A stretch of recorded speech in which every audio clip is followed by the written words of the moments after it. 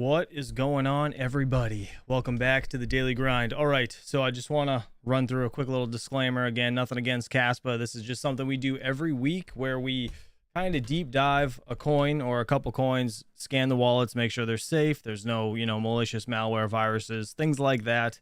And then I just kind of want to go over KASPA as a whole, right? Is it going to be the next big thing in crypto? My man Yeti is in the back. He's going to be joining us today. He's doing the scans. We're going to watch a quick video kind of explaining everything about KASPA, and then we're going to kind of just talk about it amongst ourselves and you guys in the live chat. So without further ado, let me bring my man Yeti in here, and then we will get into this stream. Yeti, what's up, buddy? Good to see you. How you doing, champ? Good, man. Thanks for joining me, and sorry for the crazy schedule it's been lately. I'm always like pushing it back on him. It's crazy. But all right, let's say hello to everybody in the chat, and then we'll get into the topic of today. Nerd Beast, what's up, buddy? He said new KASPA, with KASPA Ethereum bridge. What is that? Taking bets on how long until the bridge gets hacked and people lose their coins. What is that about? I don't know anything about that. Steven So I guess Cicero. that'd be wrapped KASPA on the Ethereum network, a bit like wrapped Flux on the Ethereum Oh, is this network. the fork I was hearing about? They were talking about somebody earlier. No, I think that's actually a bridge. Oh, wow. The fork you heard about earlier is actually a completely separate coin. A whole different coin, right? Okay. Yeah.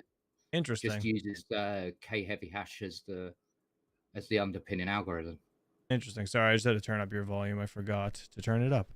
All right, let me go over everybody else real quick. Patrick Murphy, what's up, man? Kirk Solar, we got Yeti as always in the chat. Appreciate you, buddy. Sadie sometimes. John Germain, Rudputs, Alltrack, what's up, buddy? He's a pirate.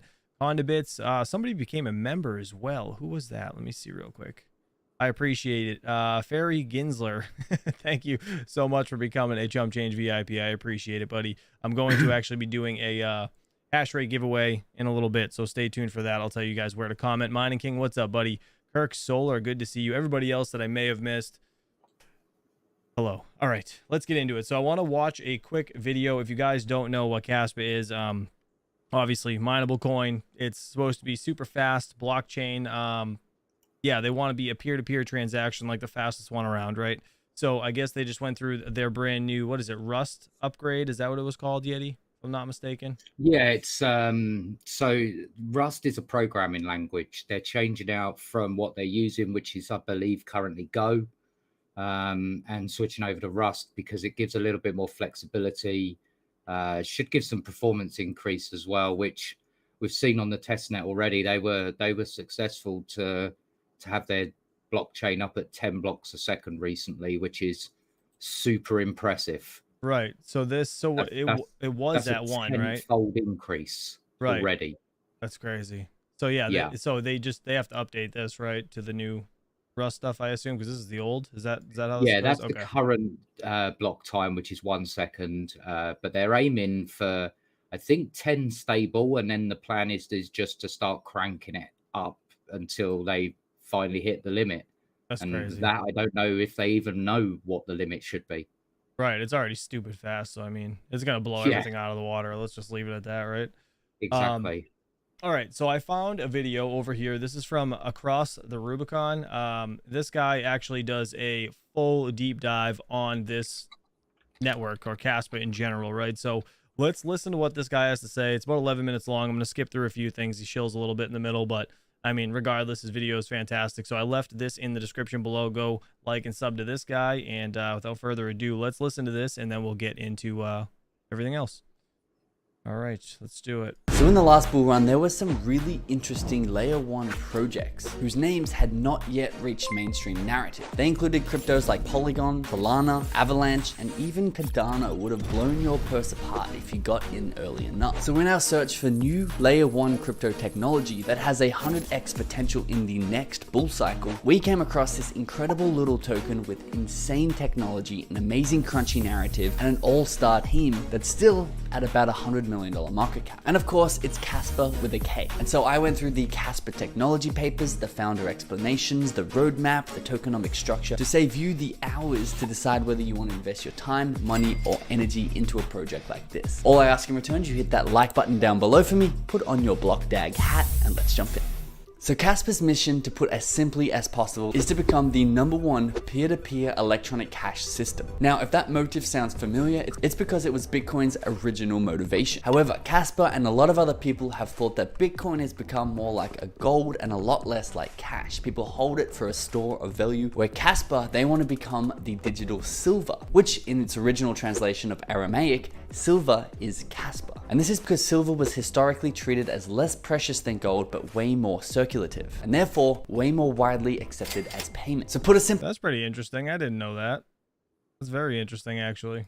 as possible, Bitcoin wants to be the gold, the store of value, and KASPA are using the Bitcoin framework to become the peer-to-peer electronic cash system that will be silver. And the founder of KASPA, Jonathan Sompolinsky, started gaining reputation within the cryptocurrency academic circle way back in 2013 when him and Professor Zohar conceived the Ghost protocol, which is the foundations of the block DAG that they're currently using with KASPA. Now, this protocol is actually famous for being originally cited in the Ethereum white paper way back in 2013, as Vitalik Buterin actually referenced it as a design goal, but more on that later in the video. They also have a guy called Zhao Yang as an advisor to their company. Now, Zhao has a pretty insane resume too. He co-created Farmville, was the co-creator of My Mini Life Inc., which sold to Zynga Games and became the common technology platform powering 150 million monthly users. And another incredible team member worth mentioning is this guy, Shai Warborski. He's a KASPA researcher and one of the authors of the original Ghost DAG paper. Shai is a PhD candidate in the Hebrew University and Ben Gurion University, where he researches classical and quantum cryptography.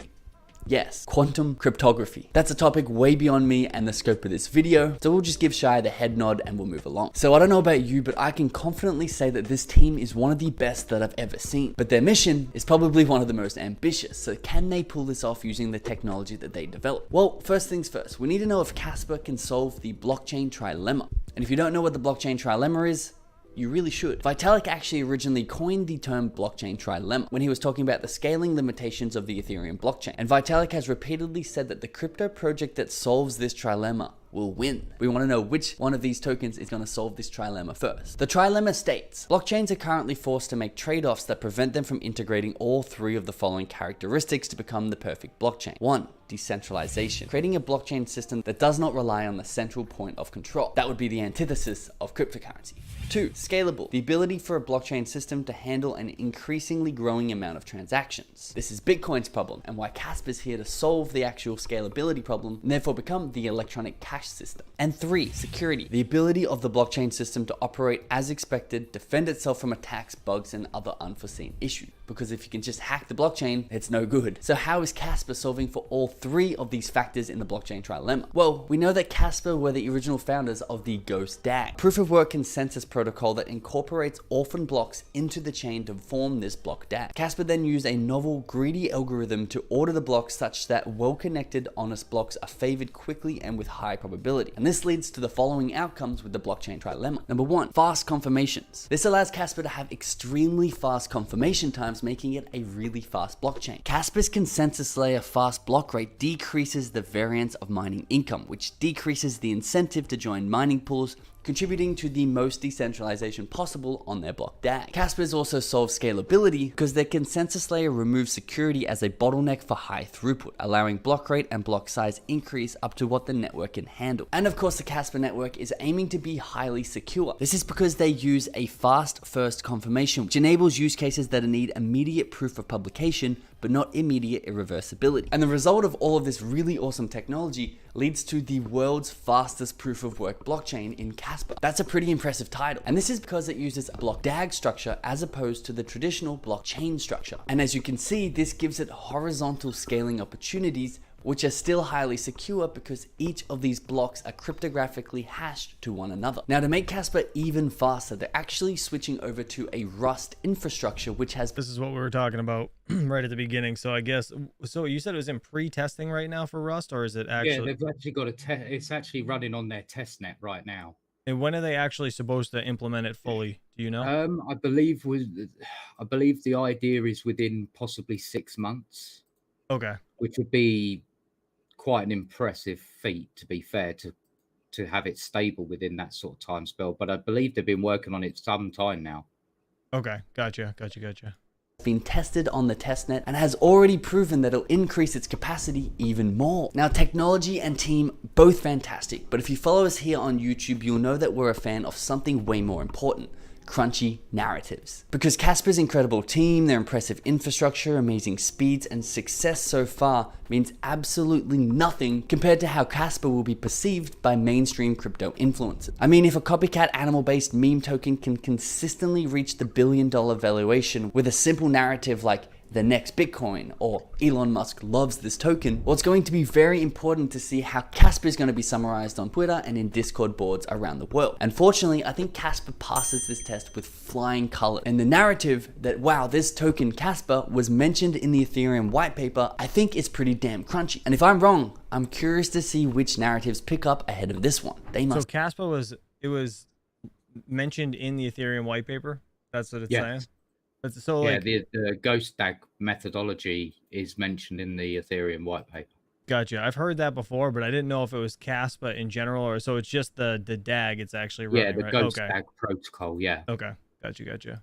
Must be pretty damn crunchy themselves. And if you're actually interested in going deeper into narrative analysis and use what we call a social insurance policy to minimize the downsides and maximize the upsides in your crypto trading, you might love it. This is that friggin' chill part, right? A little bit further on. Skip forward right about there, I think. Yep.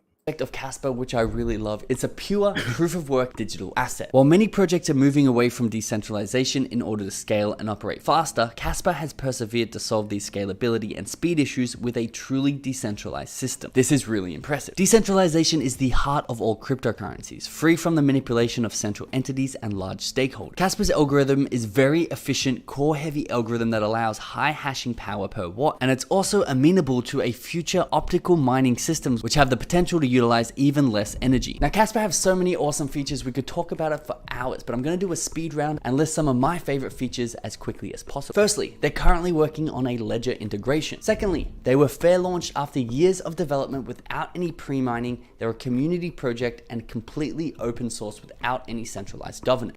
So that's good. I mean, no pre-mine, no, I assume no ICO, right? I guess that would clear them for being a security as well, wouldn't it? I think that's so, the right? pure definition of what is a security, where it's got Howey the test or whatever. pre-mine allocation or anything like that. Right. Howey test, I think it's called, isn't it? Right. Yep. Yeah. It's like I think this is like certain stages of the Howey test it needs to pass to become a security. Interesting. Thirdly, the team are super focused on product. They're not about the hype train, and they publicly stated that they have no desire to be listed on exchanges unless they are a top 10 exchange. The token was also launched in June 2022, and despite it 4xing while FTX was crashing and all other tokens were coming down, this KASPA token is yet to see a true bull run. KASPA's native token is KAS, and the value of KAS at the time of this recording is just over half a cent. KAS has a circulating market cap of $95 million, which is 57% of their 166 million fully diluted market cap, as only 16 billion out of 28 billion tokens are currently in circulation. The all-time high of KASPA was just under 1 cent in November 22, which gave it. It has recently hit, what was it, 3 or 4 cents? Am I wrong? Yeah. I think it was 3 or 4 cents around there. A market cap of 142 million. KAS, as we just discussed, was launched in the middle of 22 with no pre-mine via a fair launch, which once again bodes very well for the morals and ethics and future developments of this project. Now, if there's a crypto token that isn't fully diluted yet and you don't know its vesting schedule, you could find yourself in a lot of trouble. And KASPA's emission schedule halves once per year via smooth monthly reductions by a factor of half to the power of a 12, which if you. So this is one of the most impressive things about KASPA, I think. It's not like a, all in halving. It actually ends up being a significant, like a small amount for 12 months, right? Until it gets to its point and then it starts over. So it's I don't know, whatever the hell he just called it. What is it called? What's that word I'm thinking of? Reduction? An emission schedule. Emission schedule, yeah, that. So it's like a slight reduction basically in the rewards. If you have no idea what that means, just like me, this is what it looks like when plotted to a graph over time. And at the time of recording this video, we are currently right here on the graph. Now, you also have to be careful in crypto because you could come across an incredibly awesome project with a great team, great technology, but the token may have almost zero utility or nothing to do with the future success of that token. It's not always like a stock that's going to underpin the company's assets. So what are the use cases of the KASPA token? Well, KASPA, once again, is a layer 1 token that aims to become a peer-to-peer electronic cash system that the entire world uses as a currency. If they can do that, they have pretty good use case. KASPA will also be used for gas fees, to reward nodes, and incentivize community-funded activity. Because I've been tooting KASPA's horn this whole video, I want to get into the concerns around KASPA. The first is really the same for any blockchain. It could just be hacked or exploited in some way, just like Harmony 1 and crash to zero. There's also a few other tokens that we've actually talked about here on this channel and inside the Patreon that are currently trying to solve this blockchain trilemma, and KASPA's narrative could just get drowned out with the dozens of other tokens that are also going for it. And Craig Wright is also trying to solve the peer-to-peer electronic cash system in the original vision of Satoshi with his coin BSV, Bitcoin Satoshi Vision. So even though KASPA has an awesome narratives and some really awesome technology, there's a lot of other projects out there that also do. So what are my personal thoughts after making this video on KASPA? Well, put simply, in a bull run, I think KASPA is going to do incredibly well. Why? Because it's already shown in not a bull run that it has legs. And when it starts to run, you hear the murmurs on Twitter and in the discords that people are starting to catch on to this narrative. Just like the 400% return that it saw while everything else was crashing. Being cited in the Ethereum white paper, I think, is just a huge bonus for this protocol, at least in the short term, where in the long term, like all of these assets, they need to focus on product, they need to focus on the actual infrastructure in order to win. But sometimes we don't have time for that, and we just want the 100x returns when the next bull market comes, and I think KASPA is a fantastic contender for that, especially considering it's only at a $100 million market cap and Cardano hit a $94 billion market cap in the last bull cycle. So to think that KASPA can't get to even a $1 billion market cap would be very surprising for myself. We'll be posting the full analytical breakdown of KASPA inside of our Patreon. And all right, he's gonna chill it a little bit, but I mean, this guy, for overall, I mean, shout out to him for his video. So again, it's in the description below. My daughter just scared the absolute shit out of me. I don't know if you saw that. She like tapped me on the shoulder, and I was expecting her to be sleeping, so she's with me. If I get interrupted, I apologize.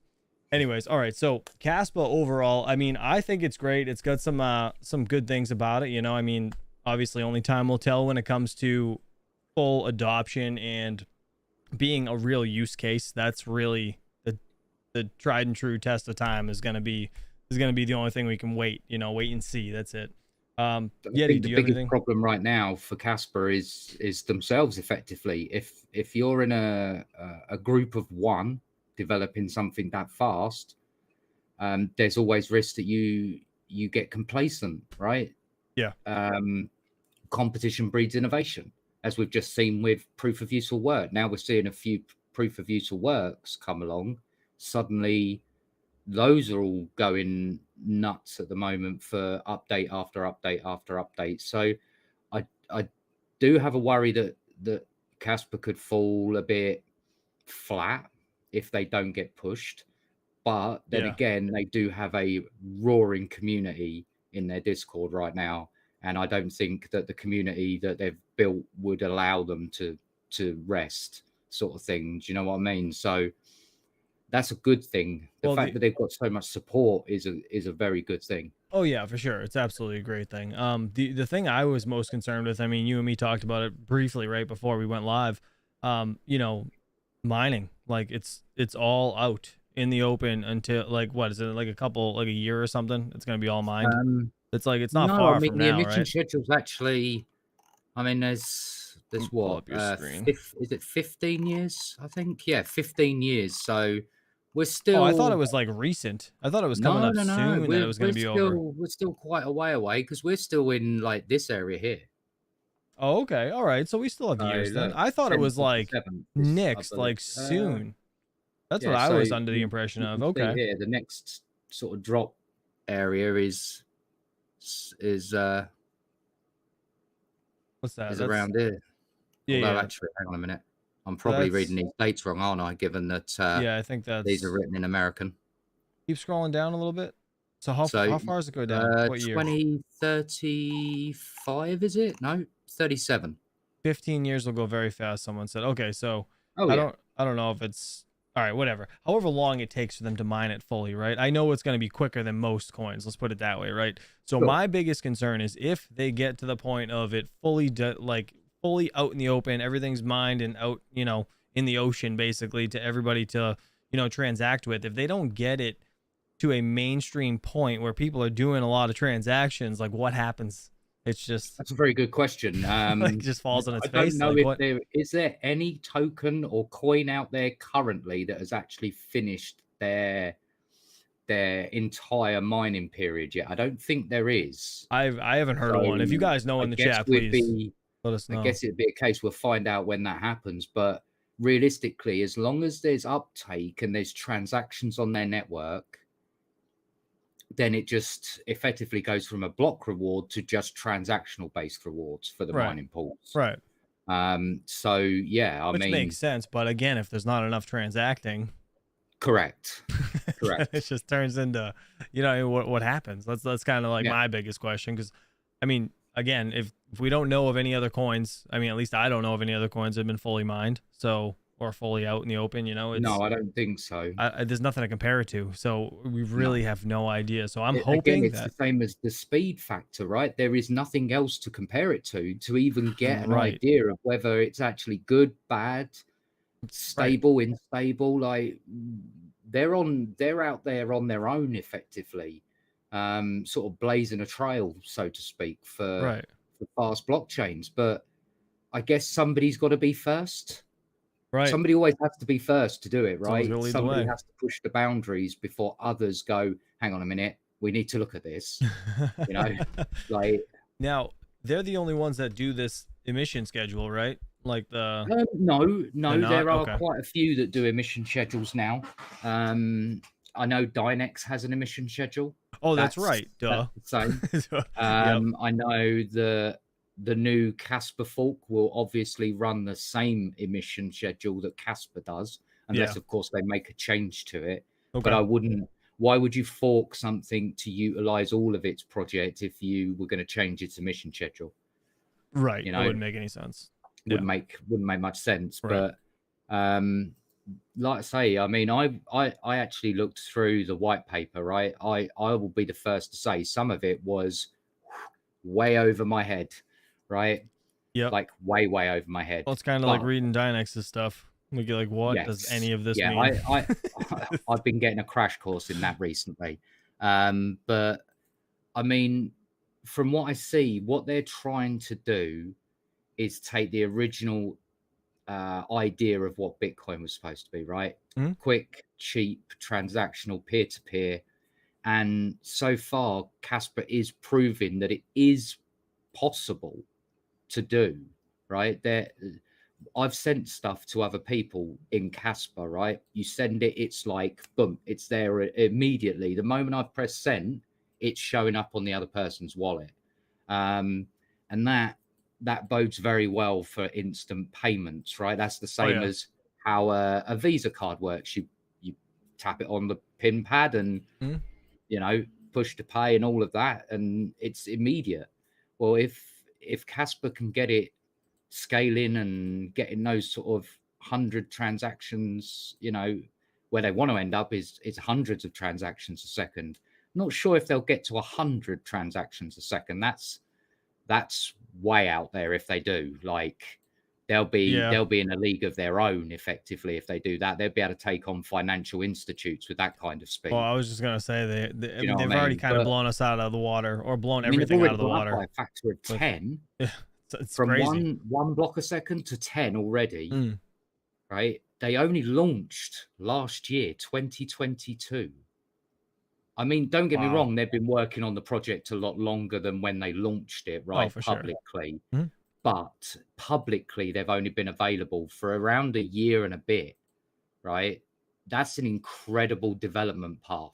That's like that for a development curve. I mean, there's very few companies that develop on that kind of scale like that, because usually it comes with a very large cost attached to it.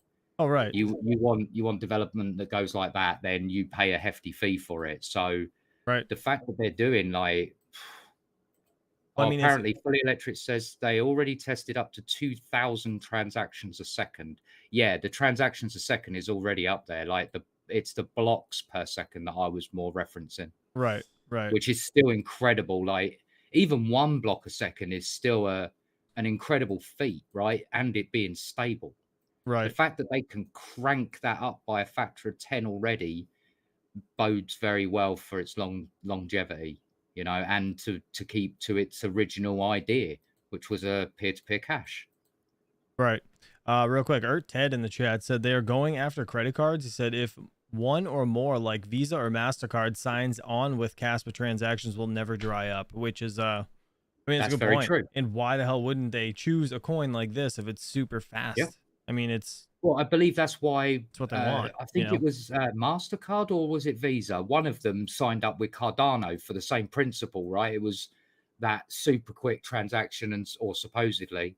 But I could see card companies utilizing Casper as a backbone. Yeah, I Absolutely. don't see why not. I mean, I again, mean, it'd it's be a fraction of the price of running your own equipment, right. realistically.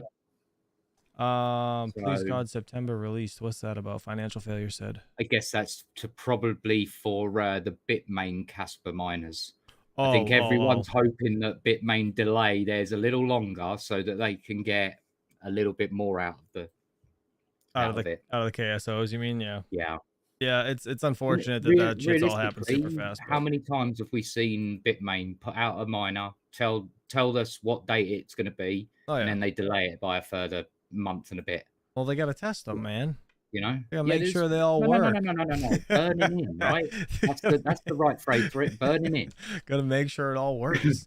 Let's see. All right. So I want to know what you guys think about Caspa. Feel free to say whatever you want. If you have something important, please tag me. If I miss it, I'm sorry. Just please throw it in the chat again. You're not spamming. It's totally fine. Alvidis said, Rust is super fast, but assembly is even faster. He said, but it is very difficult to write into assembly Correct. code. Not many specialists either. Correct. All right, dumb that down. Assembly code is quite extreme, like, but that is like hardcore driver development and interacting with computers on a very different level than other software platforms.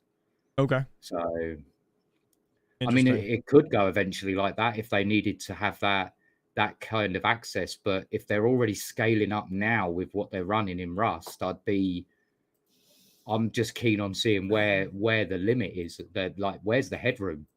Like, Right. if they're already at 10 now, what are they actually capable of right now? Just has Casper even considered just opening the taps and saying to everyone that just hammer it now on the test net, just everyone send like a ton of transactions and just absolutely bombard it? Because quite honestly, that might be the quickest way to know where the limit is right now. And then they'll know Right. how much headroom they've got. Because if they get to like say they got to 50 blocks a second, Mhm. right? And with what they've got now, it would give them great confidence when they're still coding it effectively. That if they can get to 50 blocks a second with the state it's in at the moment, for example, then, like I say, when they're ready, it could blow most crypto projects out of the water. Right. And will get it will certainly get the attention of the financial institutes as soon as they get to that sort of really magical number of the sort of transactions that Visa and MasterCard process per day. Right. I wouldn't be shocked if a card company goes after them for some sort of partnership. I really couldn't. Right. Yeah. No, I mean, I could see I it can't happening see why for they sure. wouldn't. I I want really to can't see why they wouldn't. real quick, just showing you guys. So Caspa's at 2 cents right now. It's down 6.9% on the day. Let's see. Fully diluted valuation is 629 million. Circulated supply, you can see this is 19 billion. What is so the max supply is 28 billion. Okay, that's a random ass number. Man, that's weird. It's not rounded. All right. I don't know. I wonder what that's about. Let's see. So the all-time high, again, that guy's video, obviously, it was a couple months ago. It was 4 months ago. So Yeah. 3 months ago on April 2nd. Oh, that's funny. It's my daughter's birthday. It hit an all-time high of 4 cents, 4.2. So a little over 4 cents. But yeah, I mean, it's going good. So Yeti, why don't we, I guess let's get into what you've done over on your stuff. I'm Sure. going to pull up your screen. So My man Yeti, again, we scan these wallets, make sure there's no viruses, and he's kind of going to go over the wallet, just tell us a little bit about it, and yeah, we'll go from there. So have So at it, buddy. just because obviously I know King's watching and he did ask to see the Wireshark. So here you go, King. If you'd like, I'll even download the logs for you. You can quite happily skim through. It's not a problem. What is he against this, like Dynex? Is he got his like reservations on it? I actually haven't spoke to King about KASPA much. I have no idea if he likes it. Me and King have had some good chats about Dynex and Flux and which sides of the equation I look forward to. From I've got business interests, right? That's why I quite like Dynex as a project, because for my business it's actually got a real use case. Bit like KASPA, right? I accept cryptocurrency on my business side. Oh, nice. So if we've got fast transactional styles, then KASPA would definitely fit that bill. Right. For sure. So like I say, this is KASPA's own, or a member of the KASPA team has obviously built KDX. Can I ask you real quick before you get into that wallet? What's all the red stuff and the black lines that keep popping up in the back? Just because I'm sure people in the in the chat are wondering. I mean, I'm wondering as well. So let's stop this and I'll show you. So, all right. So this is basically, you can see here. This is what's in the packets, right? Okay. This is typical sort of traffic for a node or any kind of GUI wallet, right? When you see bad packets and stuff like that, it could be, for example, the way Wireshark's picking it up, that it picked up one packet faster than the other, so it's backwards basically. Okay. Because obviously this is software built on top, so there's always potential for a latency punishment. So, which is what you can see here. Look, it says TCP out of order. So this should have come in before this, basically. Gotcha. Is it because KASPA is so fast? Is that why it's? Yes. Okay. Yeah. It just can't keep up. So you can see here, this is just a hello state active. So this is this would be like, if actually this is me, because I'm on remote desktop. Right. Retransmission of the packet. So in other words, a packet failed, so Windows resends it. This is all obviously the node connections. Okay. So 50,000 to 60,000 UPnP. And if I look on my notes a moment, it is also 7,000, 16,110 and 16,111 plus UPnP. Okay. Because obviously you've got, when you open their node wallet, you've got, obviously it's a bit like Ironfish's node and what was the other one we did recently? No, that was it, wasn't it? It was Ironfish's GUI with the node built into it. Yeah. And so basically you've got, when you're Wiresharking this, you've got to look for ports to do with the node, to do with the wallet, and to do with the daemon running on it that's syncing at the time. Gotcha. So it's like there's 3 unique ports, plus a whole bunch of UPnP for it connecting out to peers to share the blockchain data. Yeah, it was like 10,000 or something, right? Yeah. You just said, yeah. Yeah. Okay. That makes sense. All right. Sorry, I didn't mean to stop you there. I just wanted to make sure. No, absolutely. Absolutely. I've thought about putting these data pack dumps on the website, but I don't know how many people are even going to understand some of this. And like, so as long as it means it's really, it's fine. That's all I care about. I just want to make sure it wasn't like something stupid. So there's nothing here that's really a worry. I mean, you look at this is just incorrect mail packets, but that could be because it's effectively, that's a Linux packet that's coming through that would only be really picked up by Linux, or it might be designated for a Mac. Do you know what I mean? Gotcha. So this is having a hard time reading what the hell it is. I gotcha. Exactly. That makes sense. Exactly. For sure. So, all right. You know, and I've got this set up so that if there is a actual dangerous packet, one that I've got a whole set of like rules that I've written. Okay. And basically what happens is, if, for example, something was to trigger, then it would actually stop Wireshark at that packet for me so that I can actually dig around in it and see what it's doing. So Gotcha. I do run Wireshark on every one, because quite honestly, there's some things that can be triggered. Like, for example, when we found that ceiling cat coin, right? Right. We found it was connecting out Right. to a legitimate URL, but then it was doing something very shady with that program, right? By using hidden switches to turn off the security methodology. Right. So I always make sure that I scan, and then I also run them in a malware VM environment that can break it down on a memory level access. So we use a program called Inteza for that. Gotcha. They're fantastic with us.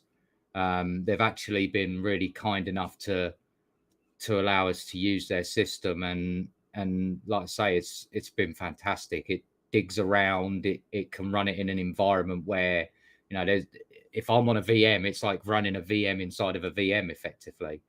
So it's great.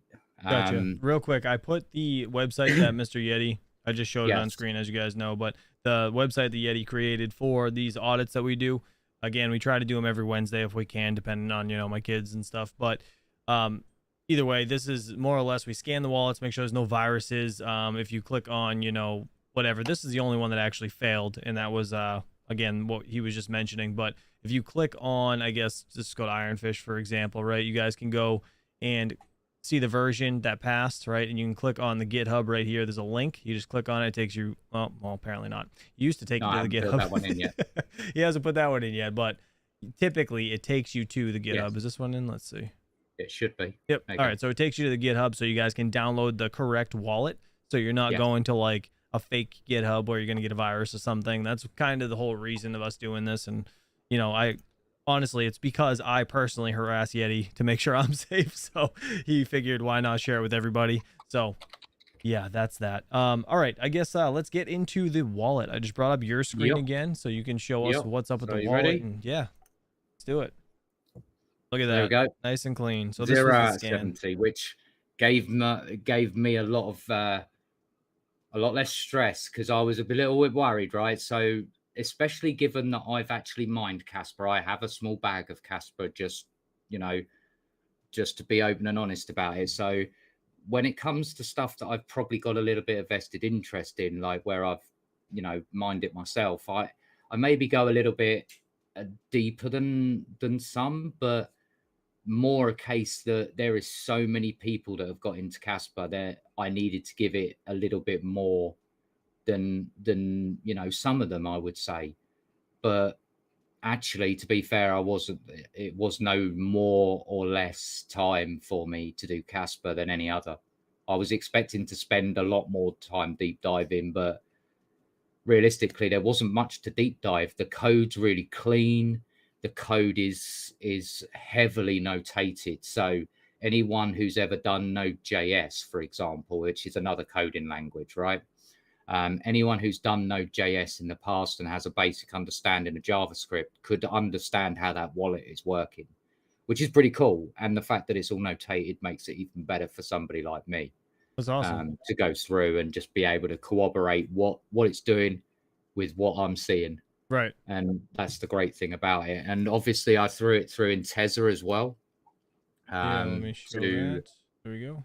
To show you what it come back with. As you can see, it comes back with a main family of clear browser. That's because the way that Node.js works is that it basically creates like a HTML GUI environment.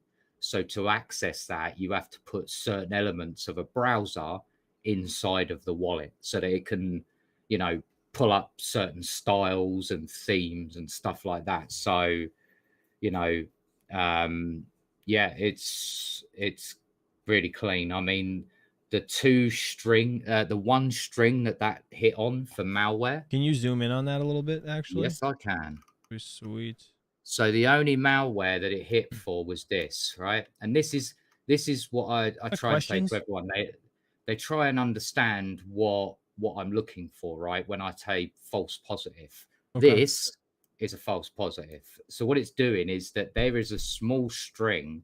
It's probably an encrypted string, right? It's probably the SHA-256 string for the app, and it doesn't know how to decode that because it doesn't have those keys.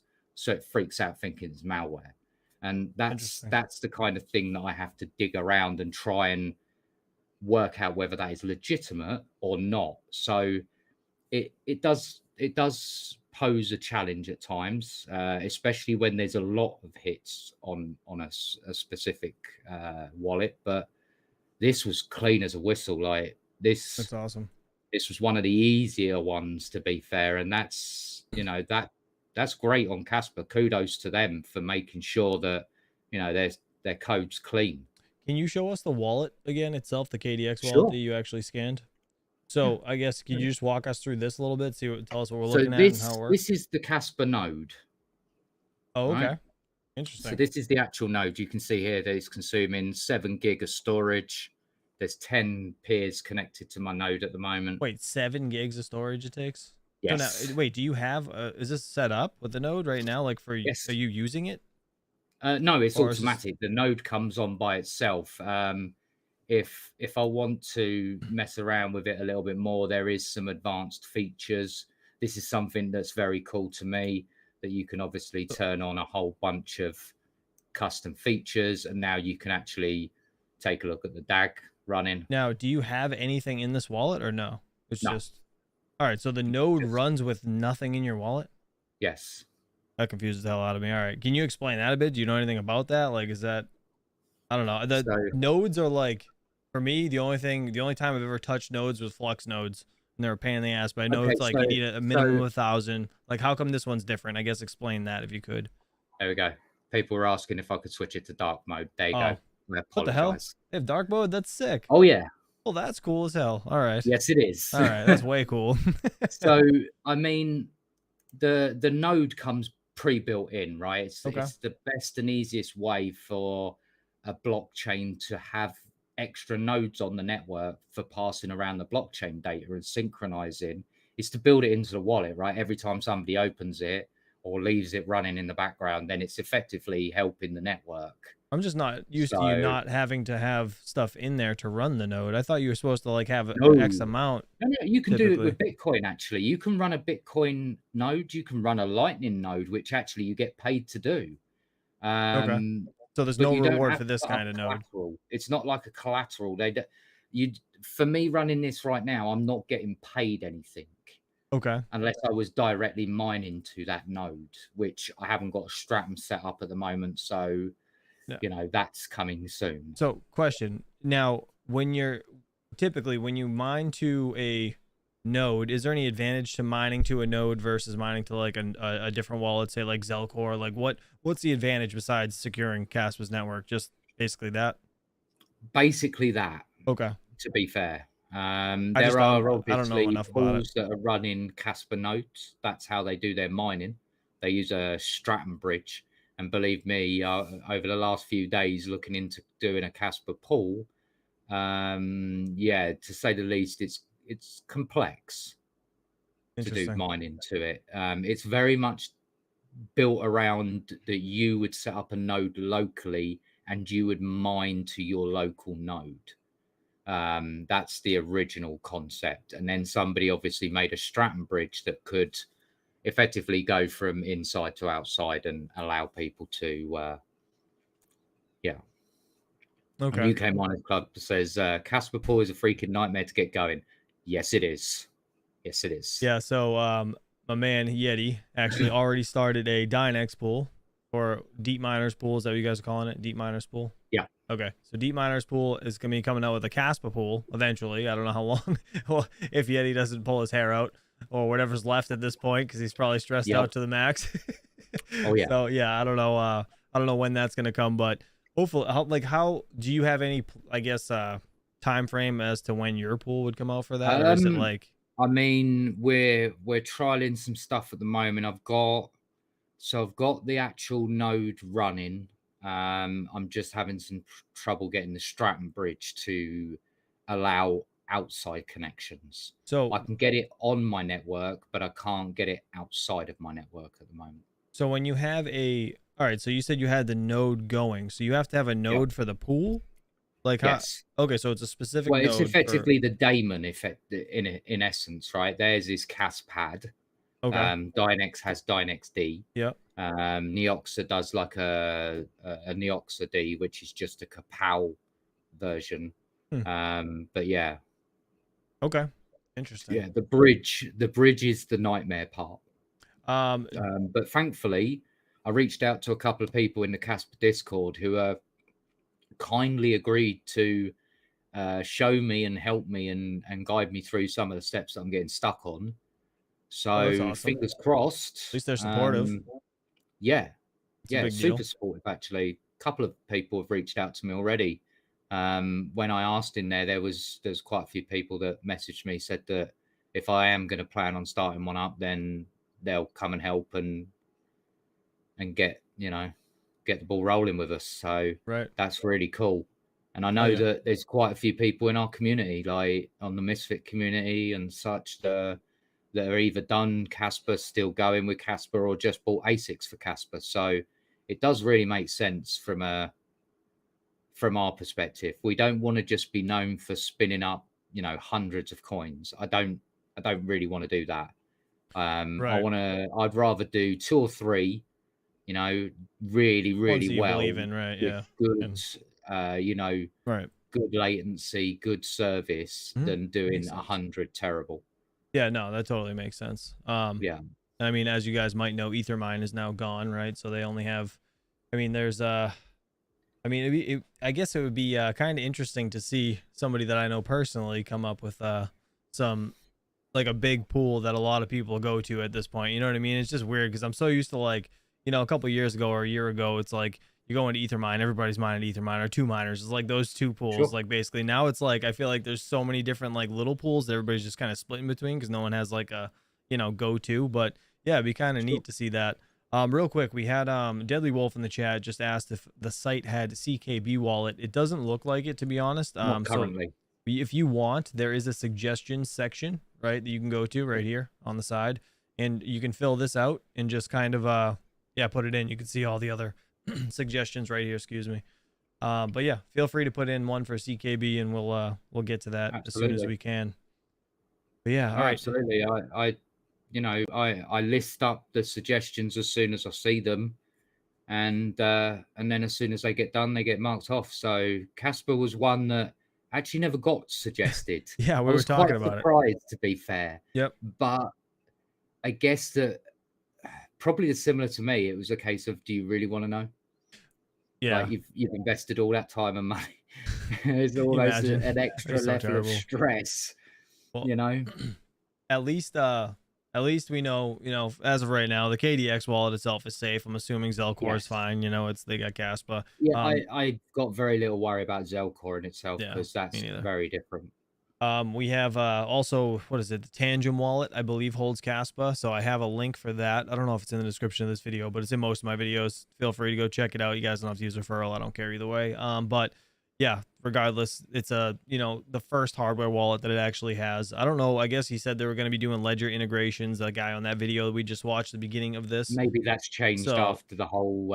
Yeah, I think that video was what, 4 months ago. It was 4 months ago. That would have been before the whole Ledger problem. Yep. So I guess now it could be a security issue. So why would you want to go onto Ledger? I guess right at this point. Yeah, I guess that's kind of a iffy subject for a lot of people.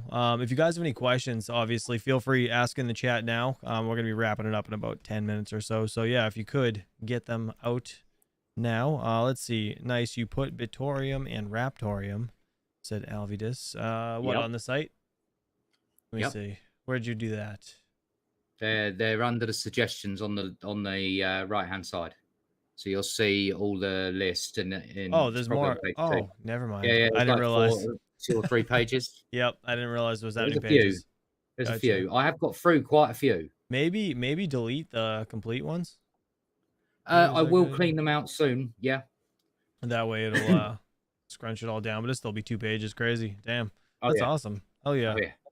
That's cool. I'm glad you guys like the Obviously, site. we're still working on getting a good methodology down for the hardware wallets. Yeah. That's something I'm struggling to get like a consistent report. So if I break into one, can I replicate that for a different piece of hardware? Those same procedures need to be repeatable. Otherwise, it can't be a valid audit at that point, right? So when I do the wallet audits, I always follow WireGuard, NetStats, dig around in the source code. There's steps that I follow each time just so that I can keep it consistent. Well, trying to figure out the consistent methodology for hardware wallets is a little challenging because each one does their methodology different. So trying to find something repeatable is hard work. As for the mining software, obviously BZ Miner was really nice enough to reach out to us. We're still liaising to try and organize a time and place where maybe we can dig around in his source code. He's willing to open up the source code, which is, excellent news. And then now we've obviously got the brand new contracts that Serpent X is going to be helping with. So Yeah, that would be we're awesome. very busy. That's for all the DeFi stuff, right? Is that what? Yes. Okay. So that's going to be like 20 tokens, It's over here. basically Solidity contracts and stuff like that. Right. Yeah. So he's going to start. I believe he's already got one ready.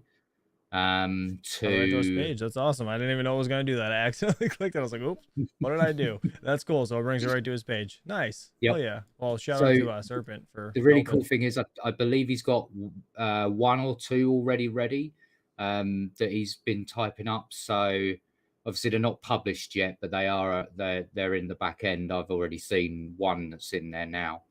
So they'll be coming very soon. I don't know if he's going to be able to quite keep a similar schedule to us, but right. I believe the plan is to, once he gets a little bit more confident running his process through a couple of times with different tokens, I suspect it'll come up to where we are, and then we'll be able to do even more to protect people and keep them safe. If we can stop just one person losing their money, then that site served its purpose. Right. That's pretty much what it's about, man. Make sure we don't kill our computers or lose our crypto. That's the whole thing. And to be fair, all you guys used to come to me and ask me about wallets anyway. So what do you mean used to? I still come to you. You still do. I still harass you daily. What do you mean? Yeah, true. All right. So let's real quick. Chili, what's up, buddy? He said, who else is going to mining Disrupt? I am not. I'm not. I had the option to, but I declined. It's tough, man. 2 kids. I'm home with the kids all day. I'd have to make my wife take off work. Pay for my flight to come over. I mean, I'll jump on a plane whenever, but it's a little expensive to be flying around half the globe. What would it be like? What is it like? It's crazy, right? Is it like 12 hours or something nuts? Flight, or is it less? To just anywhere here from you to US. So here to East Coast is 8 hours. Oh, it's only 8 hours. Okay. Here to Florida was 10. Which was brutal. Ugh. Yeah. When I went down to Terra, that was 10 hours. I've done 6 and it was awful. Yes, like 8's a push. 10 was horrible. I got off that plane. My body was cramped up. Like, oh, that's terrible. Awful. Yeah. Awful. As long as you have good Wi-Fi, I guess you can keep yourself busy. But man, sure. If this, just terrible sitting on a plane that long. Yeah, I've got an 8-hour flight to look forward to in August. So. Oh yeah, that'll be interesting. Yes, it will be. Yep. Let's see. Little Time Mining, you seem enthusiastic about CKB. Any news? I don't know. Is there any news about CKB or with CKB? I haven't heard anything. Yeah, I haven't heard anything in a while. Normally, if there was something popping off, I'd have expected some sort of nudge from Retro Mike. He usually sends me messages to say, that there's something going on, right? Yeah. Nice. Steven Cesaro says, where am I flying into? Philly. Philly is where I'll fly into. And then I'm being picked up by Rondi because Mad Electron this time will be already at the campsite, I believe. Nice. So nice. Yeah. There you go. We just booked ours, so we'll be there. Yeah, we're booking ours tomorrow. So nice. Amplifier Gaming, what's up, buddy? Good to see you. All right, let's see. Is there any other last questions? Let me go through. Aru said, fantastic website. Appreciate you, buddy. Have a beer. Summer's here. Said Condibits. Appreciate you, buddy. Oh, thank you so much again, Mr. Condibits, for the super chat and the gifted sub. You didn't have to do all that, man. You're crazy. And being a member for 7 months. Jeez. You're awesome. He said, I have one rig running in RPM's basement. He doesn't know I have control of it yet. RPM, fix your network, damn it. You're gonna get hacked. All right, let me end this poll quick, and then we're gonna get out of here. So in the poll, there is, I said, are you mining or holding KASPA? Wow, that's an even split. Yeah, 30% of you said both. Wow. Neither said 29%. Holding said 27%, and mining said 12%. Interesting. I kind of want to just purchase a bag of KASPA. Now, I'm not really, I haven't mined it. I don't know if I ever mined it. I think I have. Yeah, I did actually. I did for a little bit. It wasn't long. I can't remember how good it was on electricity though. How is it power hungry? It's not very, No. but it's no. No. Okay. All right. No. What Very, like very light on say power. against Dynex? Is it similar? So difference between KASPA and Dynex power wise would be Dynex is about 10 to 15 watts over KASPA. KASPA's more. very low on power. Oh wow. Yeah. Okay. You can pretty much run the same clocks, but Dynex is obviously proof of useful work mechanism does push you a little bit harder than KASPA's. Because there's like effectively 2 parts to their blockchain running simultaneously. Interesting. So okay. it's not much different though. Reality wise, you know, if you've got a rig of 8, you're probably going to be looking at less than 100 watts more. In the chat, between somebody said KASPA and Dynex, so that's pretty cool. Difficulty is what sucks, and that's true. Yeah, difficulty on KASPA now is Yeah, because the ASICs and FPGA, well, the FPGA started raising the difficulty, and then obviously the ASICs absolutely annihilated it. Unfortunately, that is the downside to having an ASIC compliant network, right? But with the speeds they're needing, they are going to need ASICs on their network. There is no way you can do that. You ain't doing that with GPUs that speed, bro. Not a chance. I mean, you could, but the amount of GPUs you would need compared to an ASIC, you know, you'd have to be the Ethereum network. At 100 GPUs. It would have to be the Ethereum network. Like everybody would have to be like on the KASPA train. You know what I mean? There's every possibility that could happen down the road. You know, we get to a point where we're mining KASPA like we were with Ethereum, but with their emission schedule, obviously it's not like ETH where they're just minting every day, right? And there is no hard limit on ETH, right? So there is a physical hard limit with KASPA, right? So I was doing 2 gigahashes on KASPA at 250 watts, said Zapirate. Damn, that's sick. Yep. Nerd Beast, sorry, not Nerd Beast. Oh, well, yeah, he said, plus with low power comes lower heat too, and that's super true. Correct. Did KASPA look, I think he meant to say, does KASPA look like the beginning of Ethereum at that time? Like, to a certain degree, yes. To a certain degree, no, because obviously the ghost DAG mechanism was actually mentioned, like in the video said, it was it's actually written up in the Ethereum white paper. You can actually go look at the Ethereum white paper and still see the explanation in there. Obviously what it tends to be is that a lot like similarities, I would say, an accurate statement. It's got similarities to ETH, right? Or at least the first iteration of what ETH was when it was young, where, you know, it's going to take a bit of time to get traction. Once it gets some traction, that's when we'll see, you know, it go up. Like the video said, it hasn't actually seen a bull run yet. Right. KASPA hasn't seen a bull run yet. Look at what it was doing when FTX was crashing. KASPA was absolutely going bonkers. Yeah. Like every other coin was like 10% down, and KASPA was the only thing that was profitable. So, I mean, that bodes well. It's very true. That it actually had a pump in between Bitcoin having a pump, right? That's always a sign of a healthy token as well, when it has many, you know, pumps along the way until the next bull run.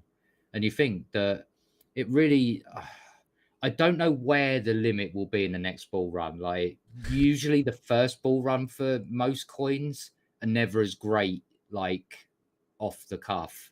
The second one's usually the better one in reality. But I'm still looking forward to it. Still looking forward to the next bull run with KASPA.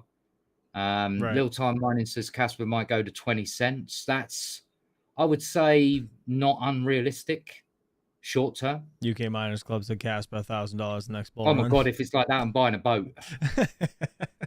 I'm buying a boat and retiring tomorrow. Oh my God. Like if it hits $1,000, I'm gone. I'm retiring. It'd be awesome, but I don't know.